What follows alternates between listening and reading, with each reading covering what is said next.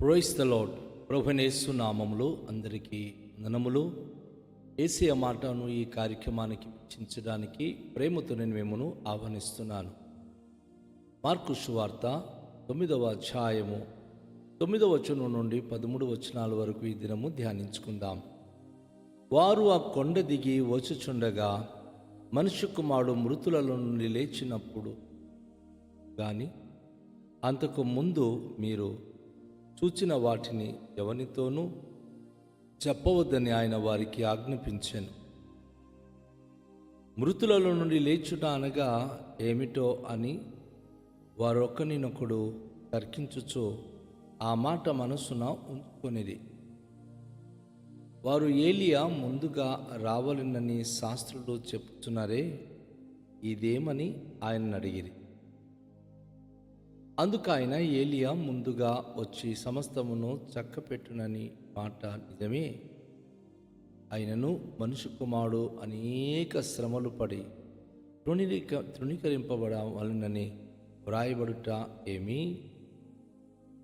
ఏలియా వచ్చినని అతని గూర్చి వ్రాయబడిన ప్రకారము వారు తమకిష్టం వచ్చినట్లు అతని ఎడల చేసిరని మీతో చెప్పుచున్నానని వారితో అనెను.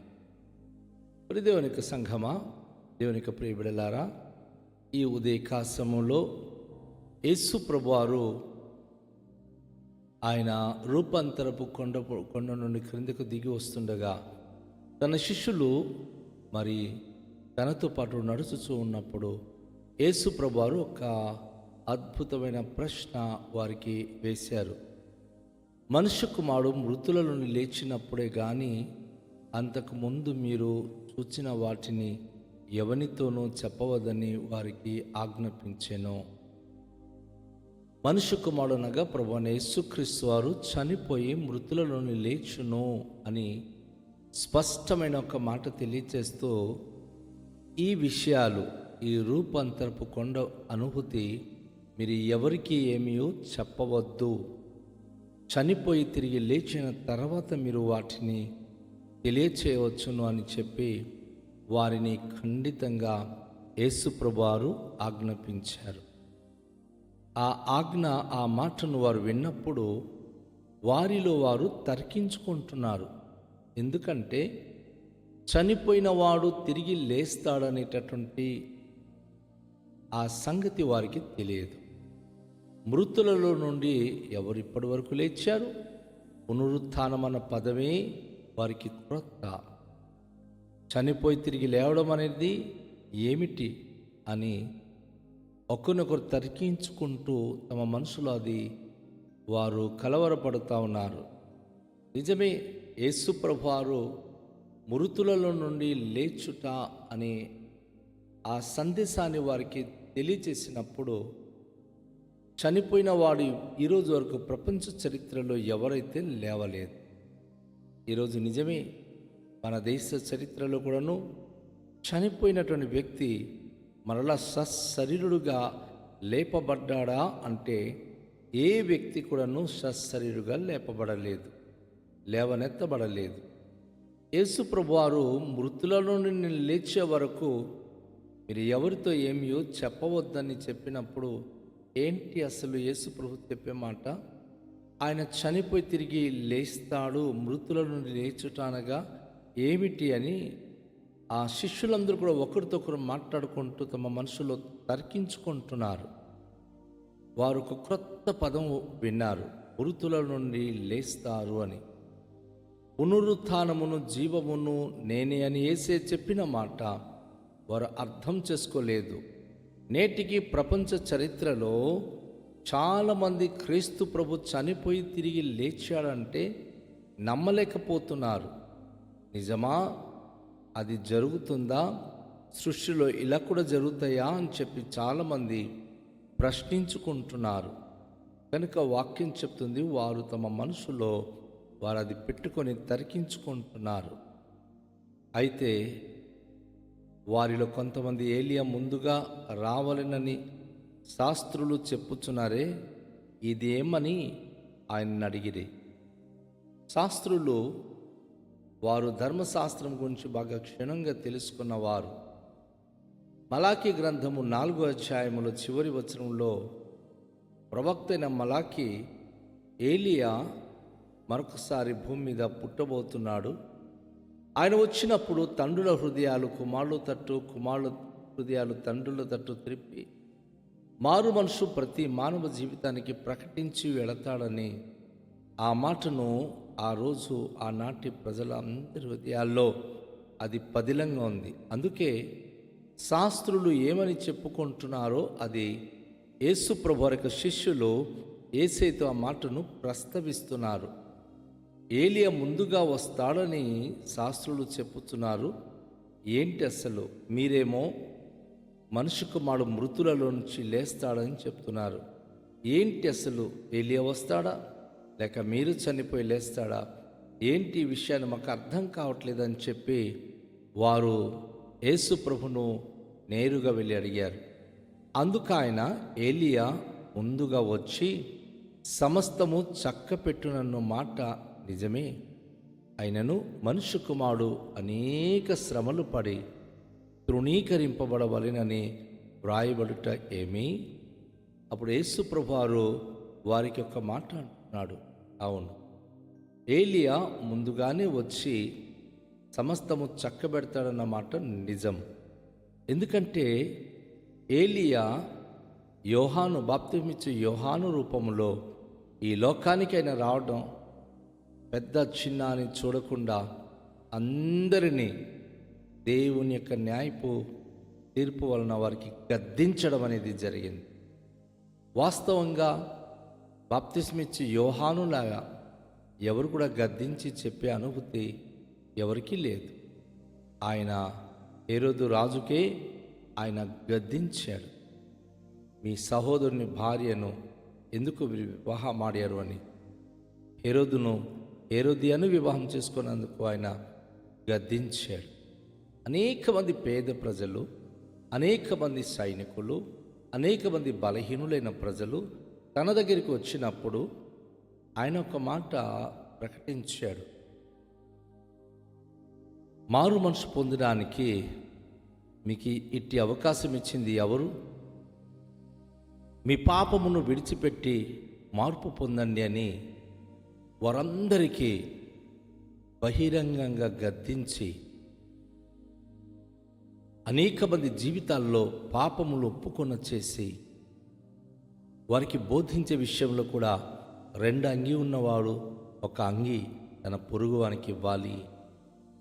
ప్రేమ, క్షమ, ఇటు మంచి గుణాలు గురించి ఏలియా ప్రవక్త యొక్క ఆత్మ కలిగిన యోహాను భక్తుడు ఆయన బోధించి నిక్కచ్చంగా ఉన్నందుకు హేరోదు తన కుమార్తె నాట్యమాడి అమ్మనికి ఏం కావాలని చెప్పినప్పుడు తన తల్లితో ప్రేరేపించబడి ఆమె యోహాను తల నాకు ఒక పల్లెములో కావాలన్నప్పుడు ఆయన యోహానును ఒక ప్రవక్తగా గొప్ప వ్యక్తిగా భావించినప్పటికీ ఆయన ప్రజల ముందర తన కుమార్తెకి ఇచ్చిన మాటను బట్టి యోహాను భక్తుని తల నరికించి పల్లెములో ఇప్పించాడు.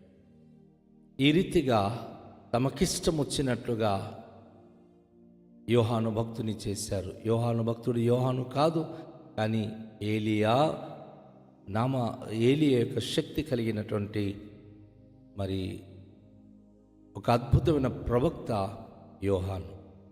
ఆయన వచ్చినప్పుడు మారు మనసు గురించి బోధించాడు. యేసు ప్రభుని గురించి చాలా గొప్పగా మాట్లాడాడు. ఆయన చెప్పులో వారిప్పడానికి కూడా నేను యోగ్యును కాను అన్నాడు. యోహాను భక్తుడు యేసు ప్రభును ఎంతో ఘనపరిచాడు, ఎంతో గౌరవించాడు. ఆనాటి ప్రజలు అది విని కూడా, అది చూచి కూడా యేసు ప్రభును గ్రహించలేకపోయారు. అందుకే యేసు ప్రభు వారు ఇక్కడ ఒక మాట అంటారు, ఏలియా వచ్చి వెళ్ళిపోయాడు, కానీ ఇప్పుడున్న మనుష్య కుమారుడికైతే అనేకమైన శ్రమలు పాలు చేసే రోజులు సమీపించింది. వారికి ఇష్టమైనట్లుగా మనిషి కుమారుని యేసు ప్రభు ఎడల వారు చేస్తారు. అనగా సిలువలో ఆయనకి హతమార్చబోతున్నారు అనే విషయాన్ని యేసు ప్రభువారు ముందుగా ఎరిగిన వాడై తెలియచేస్తా ఉన్నాడు. నా ప్రియ సహోదరి, నా ప్రియ సహోదరుడా, యేసు ప్రభువారు యోహాను కంటే చాలా గొప్పవాడు.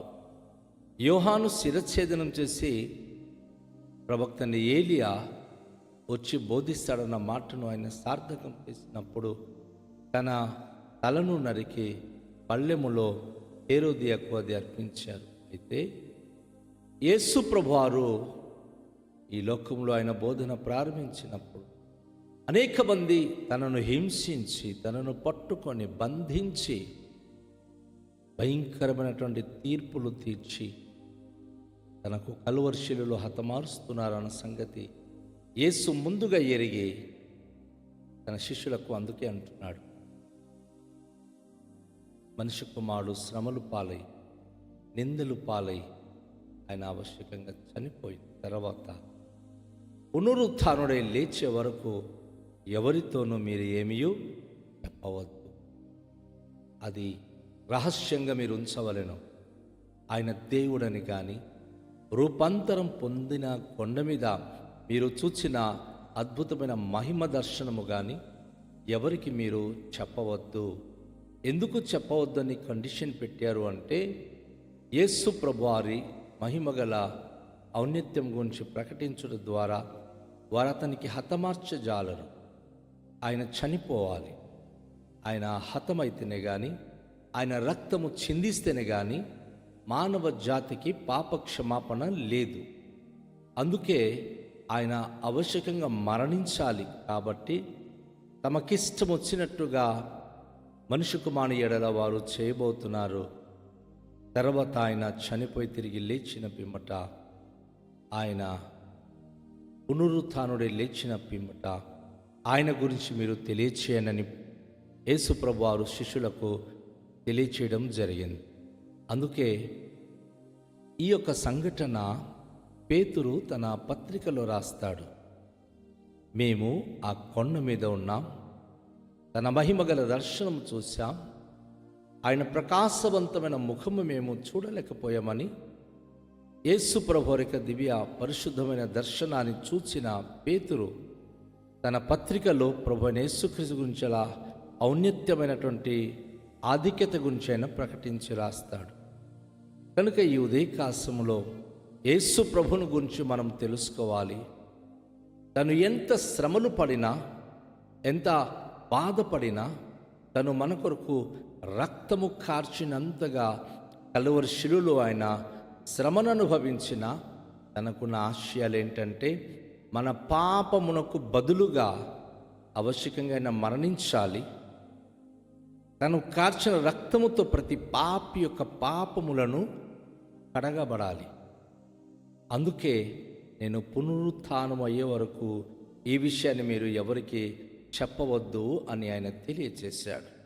కనుక ఈరోజు ఈ ఉదయకాల సమయంలో దేవుని యొక్క ప్రియ బిడ్డలారా, యేసు ప్రభువారి యొక్క మహిమ చూచే ఏ ఒక్కరైనా తను పొందిన శ్రమలను గనుక మనము ఆలోచిస్తే, ఆయన మహిమగల ఔన్నత్యమైన స్థితి ఎదుట ఈ శ్రమలు ఎన్నతగినవి కావు, ఎంచదగినవి కావు. కనుక క్రైస్తవ బిడ్డలైన మనకు ఎలాంటి శ్రమలు వచ్చినా మనకు మహిమ అనేది ముందుకుందన్న సంగతి గ్రహించి ప్రభు కొరకు జీవించడానికి సిద్ధపడదాం. ప్రార్థన చేద్దాం. జీవము కలిగిన మా ప్రభువా, మహిమ స్వరూపుడా, మీకు వందనాలు. రండి, శ్రమలు దర్శించండి. మీ యొక్క కృప, కరుణ, కటాక్షం అనుగ్రహించండి. మీ దయలో మమ్మను నడిపించండి. ఆశ్చర్యకార్యములు మా బ్రతుకులో జరిగించండి. ప్రభువా, మీ మహిమ గల ఔన్నత్యమైన అనుభూతి పొందడానికి లోకంలో ఎంత శ్రమలు వచ్చినా, కష్టాలు వచ్చినా, బాధలు వచ్చినా సహించేటటువంటి అనుభూతి ప్రతి బిడ్డలు కలిగి ఉండే కృపనిమ్మని యేసు నామములో ప్రార్థిస్తున్నాము తండ్రి. ఆమేన్. అందరికీ షాలోం. ప్రభు మనలను దీవించునుగాక. ఆమేన్.